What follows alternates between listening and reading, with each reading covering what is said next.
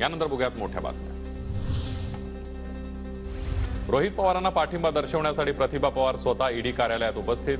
शरद पवार सुप्रिया सुळे अधिवेशनासाठी दिल्लीला गेल्यानं प्रतिभा पवारांची उपस्थिती। माझ्यावर अन्याय होतोय, माझ्या स्वाभिमानासाठी संघर्ष सुरू। ईडी चौकशी आधी रोहित पवारांची प्रतिक्रिया।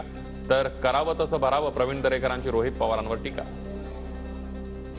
ईडी आणि गरिबाचं कल्याण या अर्थसंकल्पाचा अर्थार्थी काही संबंध नाहीये।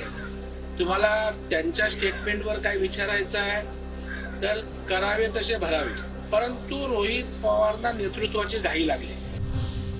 कोल्हापूरच्या इचलकरंजीमध्ये शरद पवार गटाचं घंटानाद आंदोलन। रोहित पवारांवरील ईडी चौकशीच्या निषेधार्थ सरकार विरोधात जोरदार निदर्शन।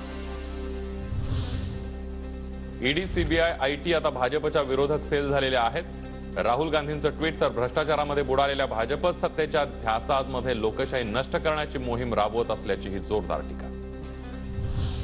शिंदे गटात प्रवेश करताच माजी नगरसेवकांना बीएमसीकडून 5 कोटींचा निधी।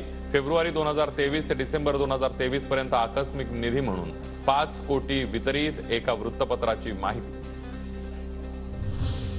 महाविकास आघाडीतील 3 पैकी कोणत्याही पक्षामध्ये प्रवेश केल्यास संभाजीराजेंना लोकसभेची उमेदवारी मिळणार। तिन्ही पक्षांमध्ये एकमत झाल्याची माहिती। कोकणामध्ये 2 वादळं, मात्र पंतप्रधान फिरकले नाहीत। वादळामुळे मोठं नुकसान, मात्र केंद्राने मदत केली नाही, उद्धव ठाकरेंची टीका। माझी उमेदवारी जाहीर झालेली आहे, अनंत गीतेंची माहिती। तटकरेंनी किमान ते लोकसभेचा उमेदवार असल्याचं घोषित करावं, गीतेंचा तटकरेंना टोला।